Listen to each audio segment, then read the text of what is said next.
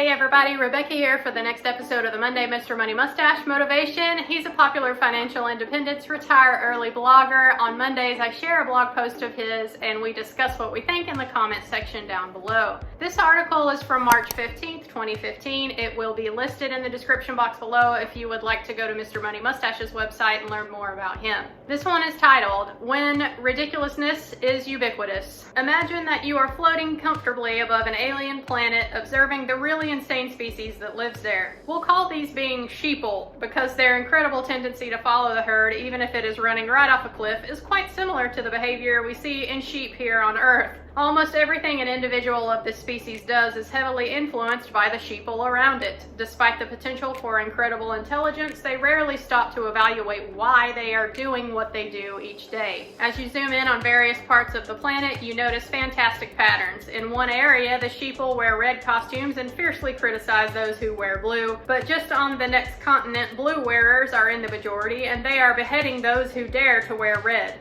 Great books and ornate traditions are built to describe how wearing red robes is the way, which are cited authoritatively to discredit those who believe in blue and vice versa. In other areas of the planet, the societies appear more advanced. They have built great cities. The red-blue battle is less noticeable in these parts, but it has been replaced by an equally bizarre pattern. A competition over how to decorate their heads, bodies, and habitat. In the great cities, sheeple work ceaselessly to buy and trade decorative materials and just as quickly put them to use. They give up sleep, autonomy, and time with their loved ones to earn more of these things. The heads pile taller with decorations. The habitats become so full that they can barely squeeze into them. Every year, the producers of decorations declare all previous iterations to be obsolete and release a new type of decoration. Believe it or not, this triggers an even more intense flurry of working and buying to acquire still more decorations. The most successful sheeple buy larger dwellings and throw out and replace their decorations at the fastest rate, some even employing a substaff of sheeple to buy, organize, and replace decorations without the need for the leader to even see them. It's all an amusing day of science from the comfort of your spaceship until you return to Earth and realize we're exactly the same, except multiplied by 10 due to our ridiculous invention of consumer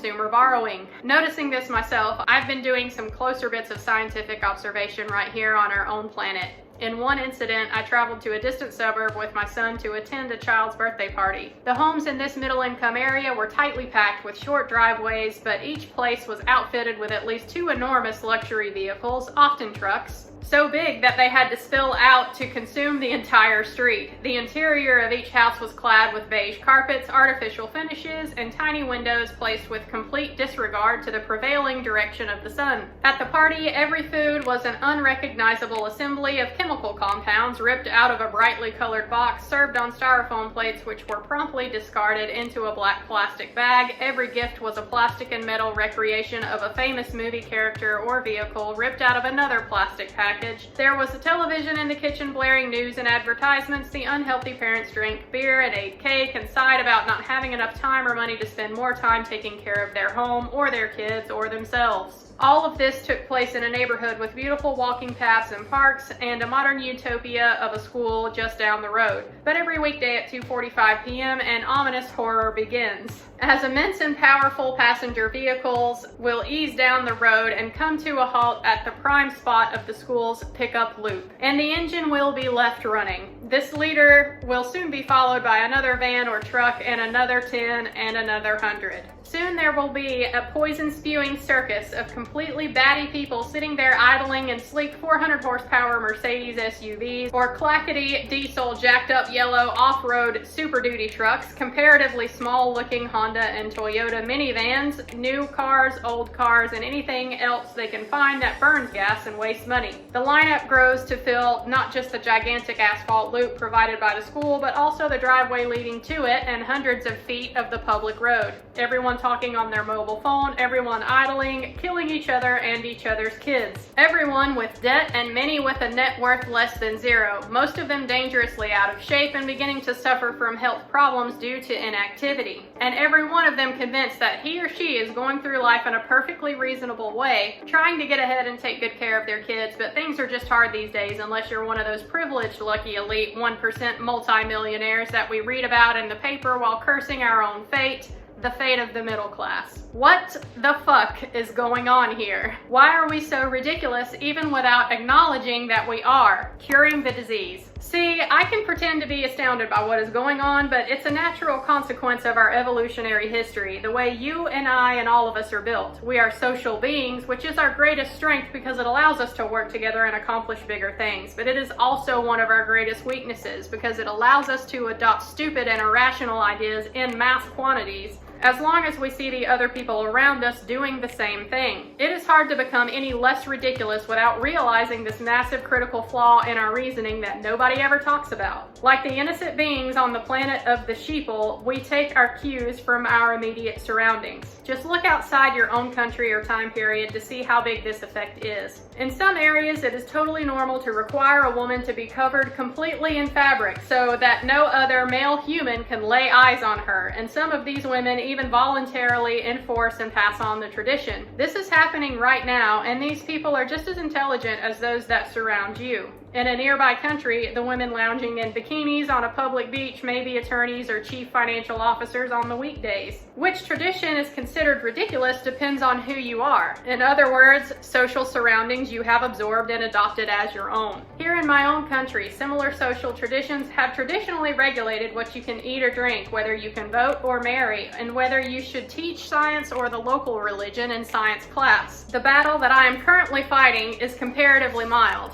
Is it reasonable to spend 80 to 120% of your money as soon as you earn it, or to spend a smaller portion while keeping the rest to reinvest in your own future? In each case, the prevailing opinion seems completely normal, often labeled as common sense, to the people who enforce it. But in many cases, it has only become common sense because we are easily fooled social beings. To get ahead of the pack, you need to drop this weakness. The key is to put the ridiculousness into perspective, the perspective of your current income and wealth, of human history, and of science. Let's start with a warm-up. One of the richest Saudi princes has a 590-foot yacht, and one of the areas inside is reserved for a display area for 3D models of all his other jumbo jets and yachts. At least one of the jets has a throne room in it. Here in the US, a Texas woman made the news for her 3,000 square foot closet. A flying throne room or 3 stories of shoes and handbags. Obviously ridiculous, right? But what about a Dodge Durango, a popular American-made SUV? Ridiculous or normal? You see them in every suburban driveway, so they must be reasonable, but they are not. The smallest engine you can get in this piece of shit is 3.9 liters, and the largest is 5.9.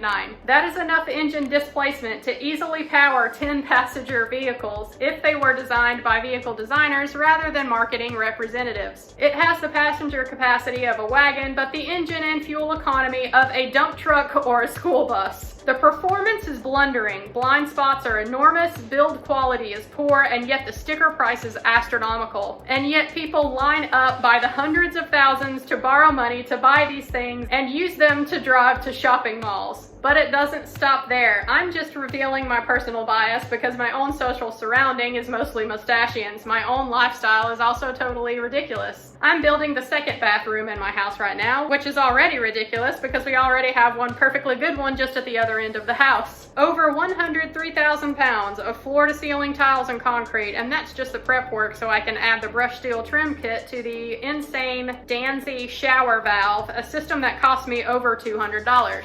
This shower project has taken several weeks because it is frequently interrupted by time spent with my family or trips to go out for beer with friends or host parties here at the house or the trip to New York City last week. Sometimes I even have to go out and restock the house with internationally sourced bits of fine cheese, meat, vegetables, and fruits. I barely have time to type stuff into my choice of high-end computers or make use of the other distractions around here. And this is in a life that is labeled by the newspapers as extreme frugality.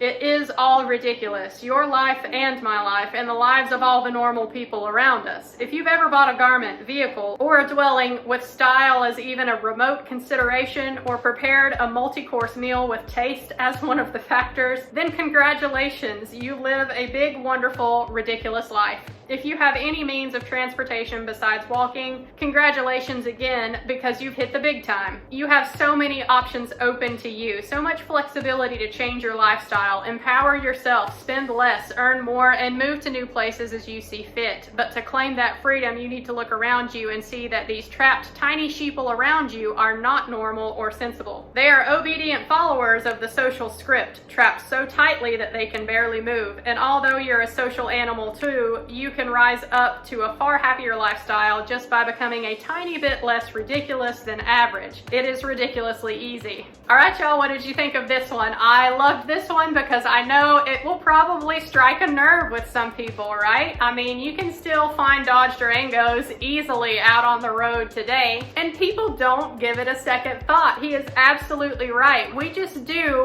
what we see around us. And this is why the FIRE movement really kind of stood out and struck me the way that it did. I realized when I found the FIRE movement and started to understand what it is, and furthermore started to realize that it was actually possible for me to do this, I realized that I had never even stopped to question that narrative that we are presented with as we grow up, or at least the one that I was presented with as I grew up here in rural North Carolina. When I was a kid and we were in elementary school, we were supposed to start figuring out what it is that we like to do so that we could get a job that we would like and work until we're 65, and then hopefully have saved enough to be able to retire at that point. And that is something that I never even stopped to question when I was growing up. But when I found the FIRE movement and I realized that there's another option if you just wanna choose that option, it was mind-blowing for me. And I realized the importance then of asking why on just about everything. Why is it that we do what we do? And even though this article probably did strike a nerve with some people, I do also love the fact that he highlights the importance of recognizing what you do have right now, and that so many people in this world do not have the same privileges and the opportunities that we have. Like he said, if you have ever prepared a meal with taste as one of the factors, congratulations. You live a big, wonderful, ridiculous life. And it's true, there are a lot of people out there today who are going hungry. But when we get too microscopic, when we get too involved in our tiny little bubbles that we live in, and we look around at our social circle in the immediate area, it is easy to just fall in line with what everyone else is doing. And then all of a sudden you start comparing yourself, and you know what they say about comparison? It's the thief of joy. You forget to be happy for the things that you already have. So I'm glad that he mentioned that at the end of this article as well. I think that is an extremely important part, especially if you do decide that the FIRE movement is for you and you want to pursue this lifestyle. Then yeah, it does require, a high savings rate and some sacrifice up front, but at the same time, it does not require deprivation, which is what the mainstream media would have most of us think, I believe. I do not feel deprived at all. Now, granted, I am not as strict about the FIRE movement as Mr. Money Mustache is, but I am willing to take that trade-off of working just a little bit longer to have a little bit more luxury in my life right now, instead of getting to that point where I feel like I'm starting to deprive myself now just to reach financial independence a year sooner. So yeah, this one was a great one. I think it really kind of summed up the thought process of the FIRE movement. Let me know what y'all thought of this one in the comment section down below. I will link to my other Mr. Money Mustache articles at the end of this one. Thank you guys for watching as always, and I'll see you next Monday for the next episode. Bye guys.